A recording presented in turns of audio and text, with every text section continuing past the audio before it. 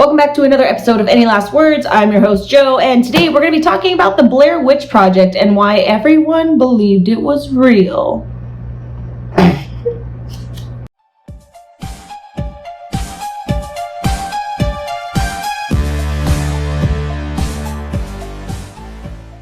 The Blair Witch Project came out in 1999, roughly about 23 years ago.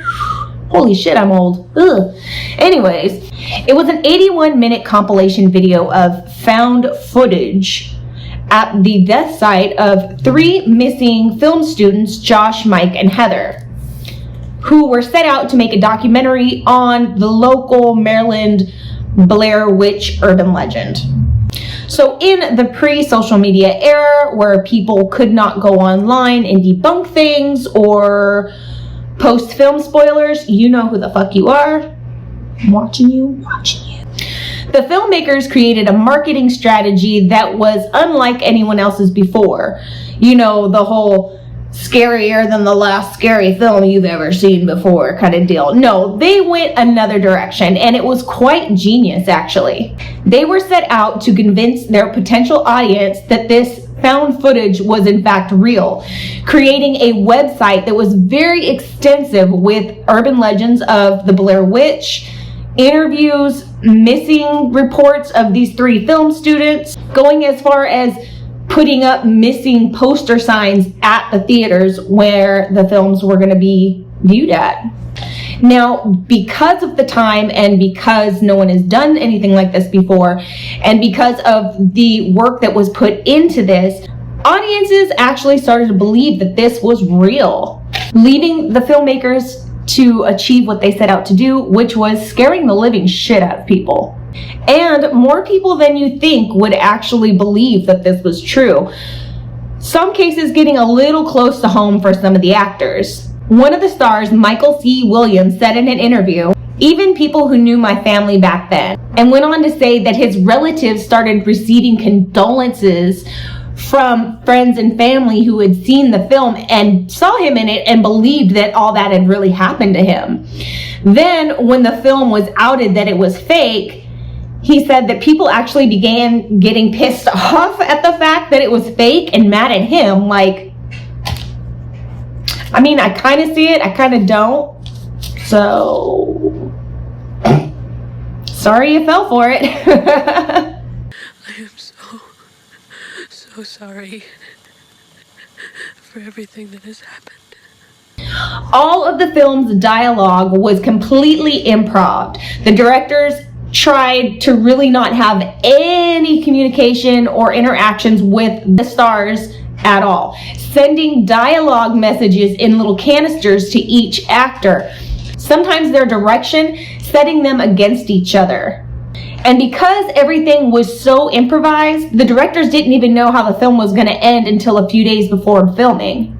Either way, this film is still very much remembered, whether you liked it or not, after 23 years, making $248 million off of a $60,000 budget. What the fuck they spent $60,000 on, I have no clue, because, I mean, camcorders, I guess, the camcorders back in the day with the VHSs, I mean, I guess they were a little pricey at the time. But what did you spend $60,000 on? And I noticed the credits are like really long. It's like, you didn't need all those people to make this film. You had 3 people and they were holding the camera a majority of the time. But I don't understand where $60,000 went in this film. I just don't. I really don't. Maybe $1,500 on the camcorder. Maybe they used a lot of VHS tapes because this was back then. So we didn't have the technology then that we do now. I don't know. Maybe craft services like got ran up a lot. I don't know.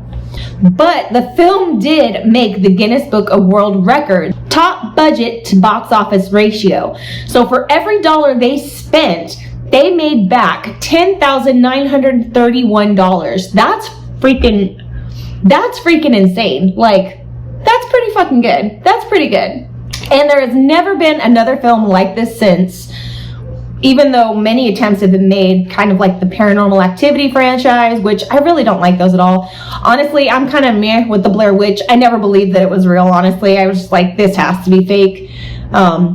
because they want to say that they were like the first ones to do this, but they kind of really weren't. There was Alien Abduction that came on Fox years before, where it was